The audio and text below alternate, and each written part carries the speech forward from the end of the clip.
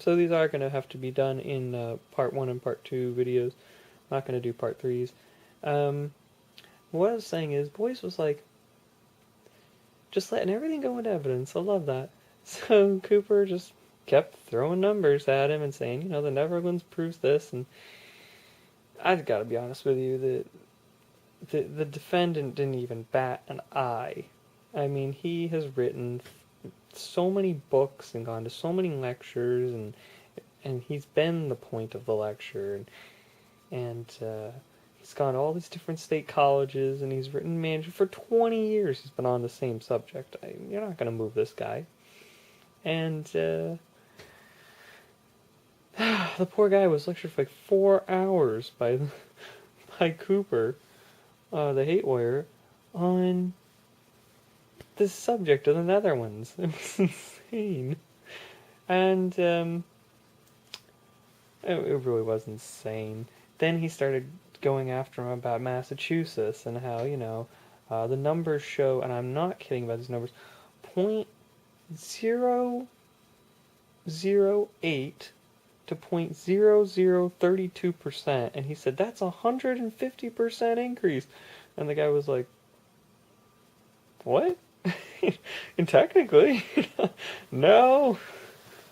That's some really whacked out math, Wow.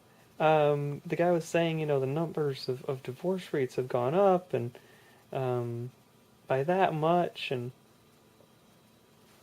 for that year, the 1 year that they passed the gay marriage, and I was like, okay, I'm following him, but what's his point? That's such a small number. He's like, and it's proof that it's just going to keep going down, and he's like, well, doesn't show any more charts, and I'm not kidding about that. I was kind of surprised. It's like, what the hell? I mean, only that 1 year? It's been several years now, hasn't it? Yeah, well, like 6. So then the defense, oh my god, the gay hate lawyer finally rested, and we got a counter from Boyce, and he's talking to the guy, and he's like, well, let's look at the Netherlands. Why do you think, or do you think, that divorce rate actually is going up in the Netherlands because of gay marriage? He made it more specific. And he said, no, absolutely not. In fact, I don't know why he would choose 1994 when we have data from 1970 on this. It's like, okay, well, I have my own charts, obviously, and they admitted those into evidence, and the 1970 ones were brought out, and let me tell you what, every step of the way, Mr. Cooper, in a span of only what would have been 10 minutes to them, he rebuffed and tried to overrule on every single point.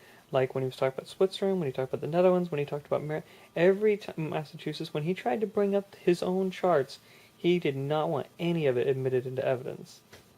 And every time the judge basically said, look, you got your charts, he has his charts, as long as they're not refuting each other, and then we can discuss the evidence later on between that, it should be admitted. And when he found out the charts were the same, from the same source, it's just the fact that they had more data, he couldn't say anything. So the judge let all this stuff go, and it was admitted into evidence.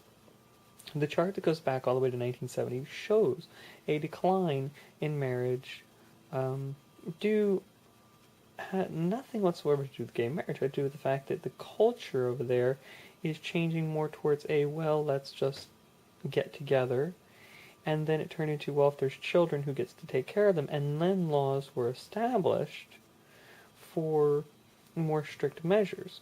So people who wanted to have children and stay together but didn't want to be called married also started to separate into different groups and ethnicities. And then there were more and more different causes as the law progressed because of the children involved. It had nothing to do with gay marriage. And then in 1994, of course, you get this gay marriage thing, and there is a steady decline. But there's a steady decline in 1993, 92, 91 to 1970. It doesn't start in 94. And even the judge said, I wonder why they would have started this in 1994. He does these little hint things. I don't like to read much into the judge, but that's what it seems like. That he points out, hey, wait a minute, why are you doing it from 1994? And if you have the whole chart and you actually just take away the fact that there's gay marriage from the chart, no one would be able to say, and this was in the whole thing.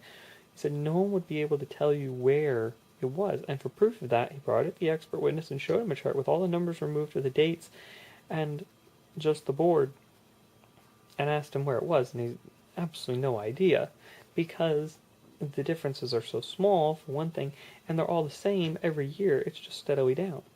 So how would you know? Obviously, a stunt by the haters, and it went on. And he asked him about. Of course, he went back to Massachusetts, and he said, "Wait a minute, are divorce rates going up?" And he said, "No. In fact, if you look at numbers, divorce rate went down. It was successively going, the divorce rates were going up, but then when gay marriage came out, it actually went down and has been going down." Now, we as gay people know why this is.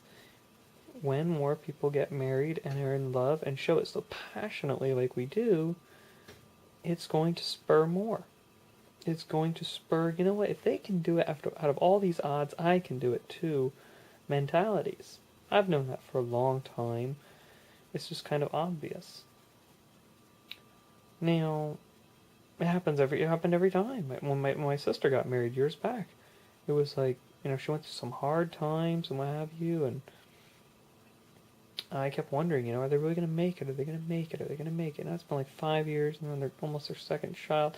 But anyway, the point is, when you see people around you making it through overwhelming odds, especially the gay community, it's going to lower divorce rates. So, he admitted all that evidence. His main point, though, was that keeping Proposition 8 in effect is costing $40 million a year to the San Francisco government due to healthcare benefits and all kinds of legal things and on and on and on, and child supports and on and on and on. And when you keep 1,200 federal laws from one group of people, you're going to have to pay for them one way or the other through subsidiaries, through government housing, through lending, through money, through whatever, because the person can't get it the normal way, the way a business would normally supply it, so the government has to do it. So it's a strain in an already strained economy, was his point. And then they more or less rested the case. It was for that day. Rest the case. So that was day 6. If I get a lot of hits on this and comments, I will post day 7. Or I will just read them myself from now on, because they're really long, and I have to read the entire thing to get the whole idea of it.